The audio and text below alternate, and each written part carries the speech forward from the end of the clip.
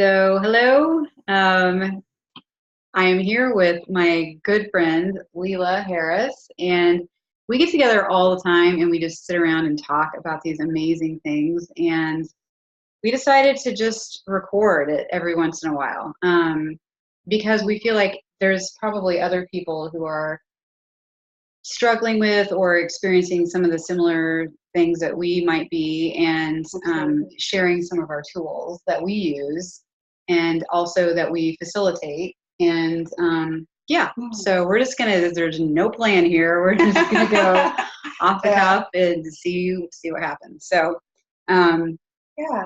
yeah, we have been talking about fear, and it feels like fear's been big in the collective and for myself, and for me too. Yeah, and the specific fears, that would be catered to whatever you're going through and what we're going through, but how we're dealing with it, how we're taking care of it, how we're using our tools. Yeah, and how do you not just shut completely down, which was my habit. Oh, yeah. I would just shut down and numb it. Yeah. And be just right. And knowing, I still will shut down sometimes, but then I'm aware of it a lot faster, and then, and it also gets to the point where I don't have a choice. It gets so intense, I have to just stop and take care of it. Yeah. And I think we both know, because in different ways, we both work with and have been working with for years the things that we've repressed and pushed down. So in a way, we know how much work it takes. We have to reverse that, and we have to release all those things we pushed down and shoved into the unconscious. So as we, sometimes that just automatically gives us that feeling that, okay, yeah, sometimes I don't want to face something, but it motivates us to, maybe we take a rest and it's I don't want to deal with this now, but then we do come back to facing it because we know it's I don't want to carry this. Absolutely. Or, it's going to be sitting there repressed and it's going to be interfering and it's going to come up eventually. Yeah. So finding ways to face and work with the fear. And we were talking about specific fears, and I know we've both dealt with a big one, and it's pretty common: fear of being visible. And here we are doing this video. Yep. And so, and taking that risk and in the face of those fears, because we've worked with the fear already before, so we have some awareness. So even though there's still fear to be visible, we've kind of worked through a lot of layers of that, I think. Absolutely. Yeah. And I think just going back to what you said about that we've both been for quite a long time working with sort of unpacking that fear and the stuff behind it, and not keeping it repressed and just locked down in there, because I just feel like we're moving in a time now where that's not going to be as supported. Energetically, it's just, we can't function that way. Yeah. It feels like everything is supposed to be coming to the surface. It's it's harder to ignore things. It's harder to be in denial of a lot of our problems, So that's something we've talked about a lot, that things, collectively, in the news or, what's going on. If you look at social media, just constantly unresolved things in the collective are surfacing to be really looked at, that we thought, okay, we're done with this, maybe. But actually, no, it was just pushed down. Right.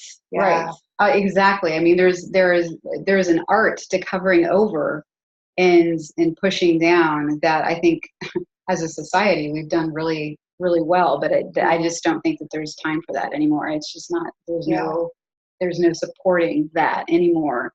Absolutely.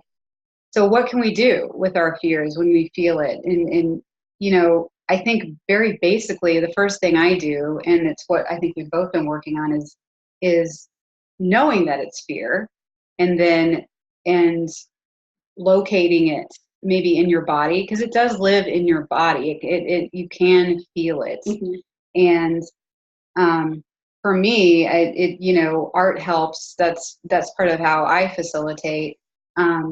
But but years and years and years of doing that process art has led me to a point where I can now feel it, know that it's happening, stop, and then and search into my body and find out where it is hanging out. And then I can become a little more clear about what's going on. And I, honestly, I will talk to that part of my body like a child, like a small child, because usually what I unpack is that it is a very small child that is scared and wanting help and wanting to be supported and nurtured. And so that's what I do.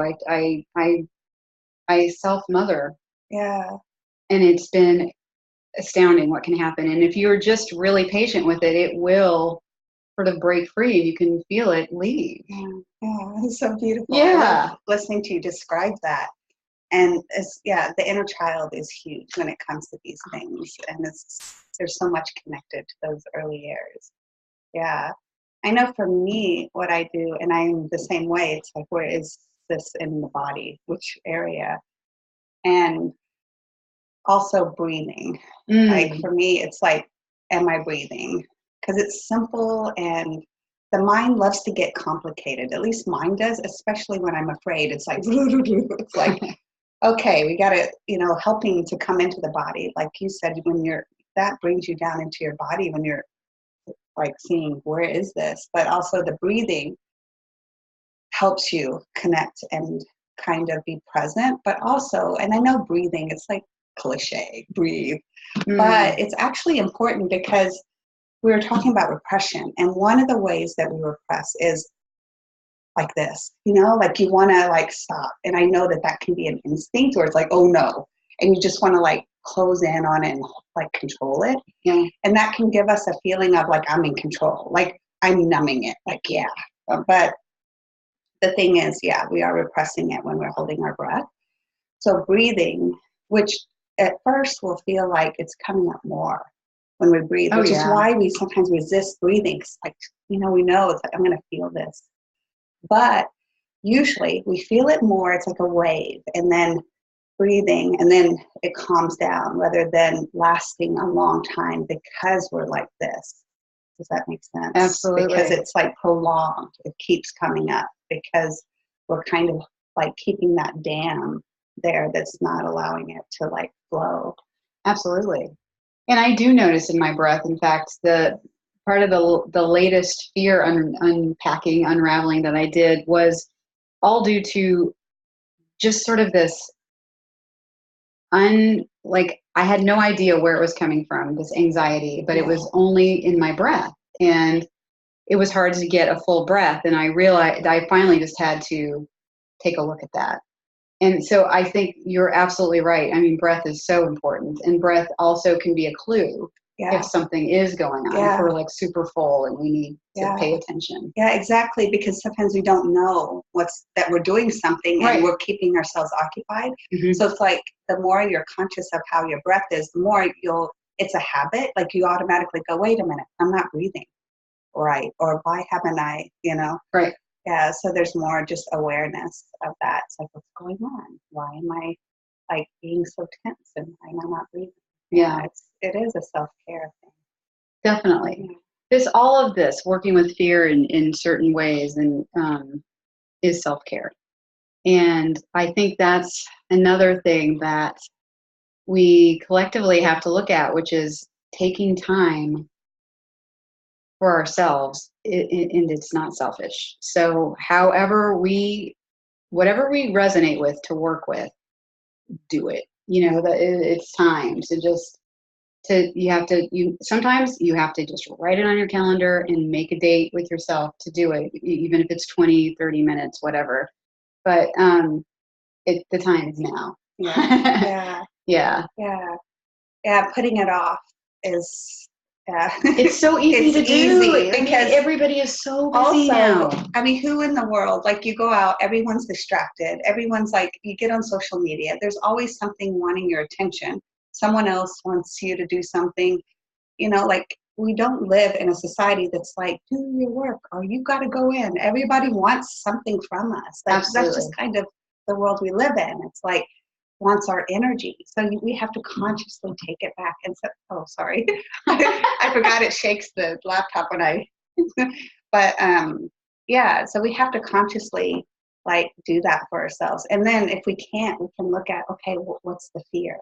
Or what, why am I not wanting to do that? And that can help us, because really it's not about doing like the right thing or putting pressure on ourselves. It's more about awareness, and honesty with ourselves. Okay, I'm not wanting to do it because I don't want to disappoint this person, or I want to, this is a priority for me and this isn't, and that's fine. But, being honest, because that decision, even if we're deciding, I don't want to do work on this, I want to ignore it. Right.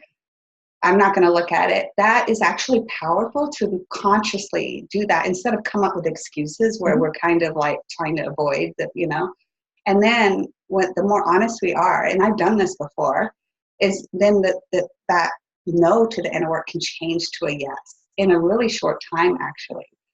So it's about just really being real with ourselves. Like, yeah, I'm just not going to do it. And then 2 days later, it's like, okay, I'm willing to do it. And it's honest then, and it's genuine. Right. Yeah. And then we dive in, and it's okay. Yeah. Approaching it with truth and just being honest with yourself that you're absolutely right. That's half the battle. So yeah, just if this isn't your calling, if you're not ready to go within and start working with fear or whatever it is, that's your call. But right, be honest and use that honesty as a tool for yourself. Yeah, because and then there's ups and downs, right? Some days I'm just really, or there's phases where I'm really determined and I have lots of energy, and then I go through phases where I'm just not feeling motivated, or I'm tired and I'm being lazy and I'm just distracting myself, and that's just, and it's adjusting. It's like, okay, this is how I'm feeling now. I have to let go of, Oh yeah. Like this is, oh, I'm done being lazy or avoiding. It's like, yeah, that's usually my ego when it's saying that. But yeah. And we've talked a lot about, like, we have that a lot in our conversations. We both talk about all the work that we're doing, and then we'll complain. It's like, oh, this is coming up and it's driving me crazy. And, sometimes just like unloading a little bit, but yeah, because it's challenging. It is challenging, and it is a process. It is not going to happen overnight. I think that's why some people shy away from it. But it is so, so worth it. I mean, I think we're proof positive. The two of us sitting here talking in front of a camera and then releasing it to whoever wants to watch it is a pretty big deal. And it speaks to the work that we are doing and have done. Well, do you want to talk about the fear of being visible for a minute? Just because I think a lot of people can relate to that. Sure.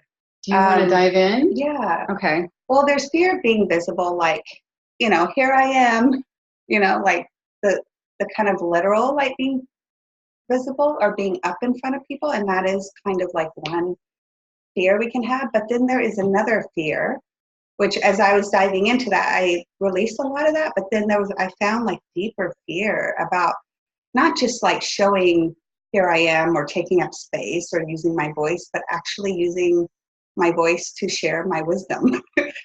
And it's like I can sit here and chit chat and be like friendly, and I wouldn't feel that fear. But if I was sharing the work that I was doing, then I encountered a huge layer of fear.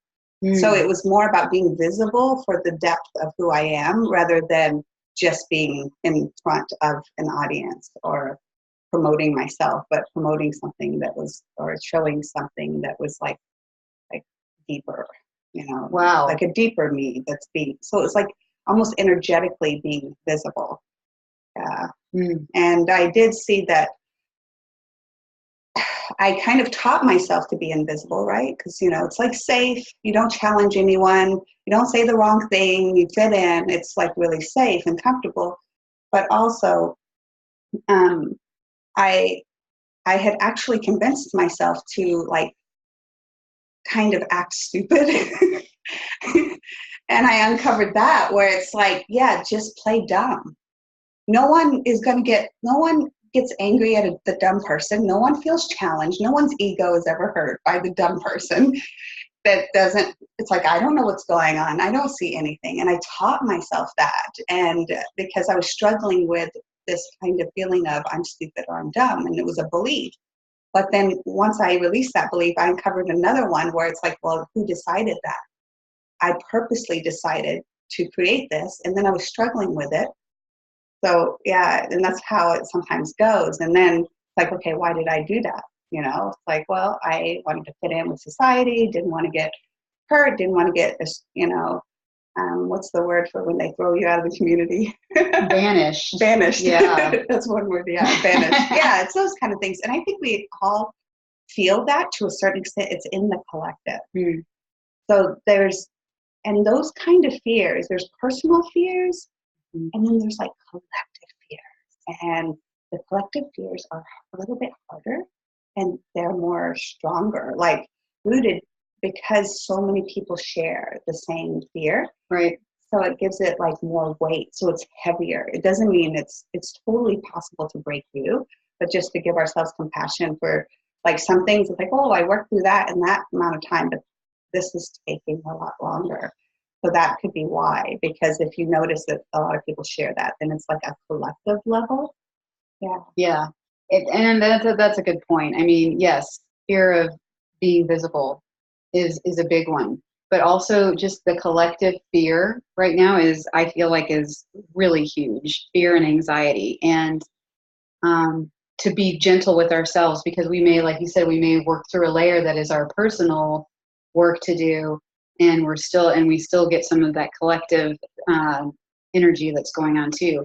Not to say, we can't work with that. You certainly can, a lot in the same ways. I think what helps me working, like getting it out and transmuting it, is to not need to know the story behind it, but just to feel it. Yeah. And giving yourself permission to feel it rather than try and figure it out. So I don't know if you want to briefly talk about like maybe giving folks a little bit of a taste of like a suggestion for them when they're working with fear, or well, we already mentioned breathing, right. And you mentioned like looking at where it is in the body. Mm-hmm. And first thing is to congratulate ourselves that we know we're afraid.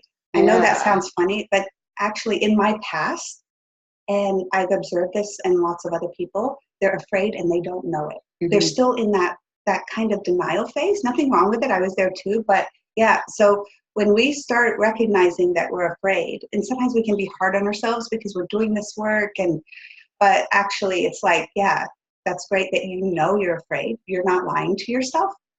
And yeah, and breathing, and yeah, and you do a lot with creativity, and then I do a lot with the Dalian method. Right. And so we can uncover the cause, but it's different than the mind story. It's a different space. The cause usually comes at its surfaces spontaneously.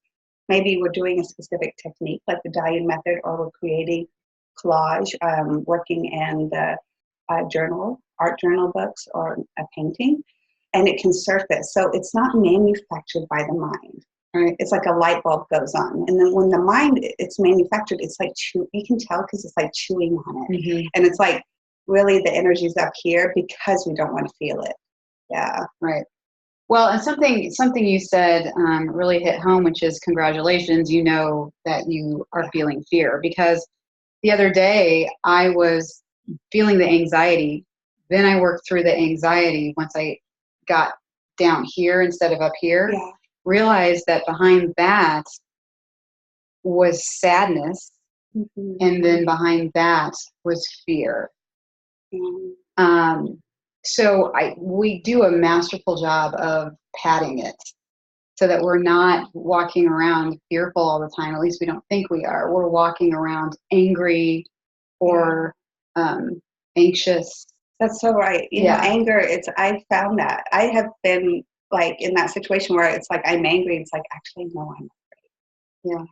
I'm just armoring myself with anger because it feels like you feel strong with anger. It's like in control. Yeah. Yeah. So relate. Yeah. One thing I would add, as far as just a tool, if you are working with your own fear, is to scribble. That's one of my favorite things to do. But to just find a safe place to just sit or lie down and try and not worry about the story, but figure out where that sensation is in your body. And then once that happens,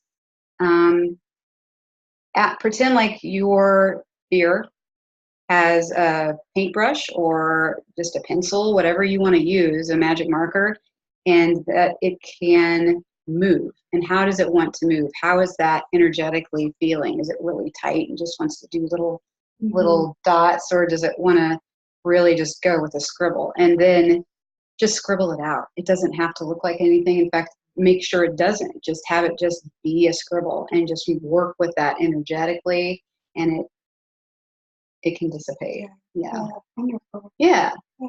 That's a tool. Yeah. Yeah. Wrap it up. Yeah, I feel like wrapping. I think we're done. That was awesome. That Thank was you, Steph. done. Thank Thanks you. for anybody watching. Yeah, right.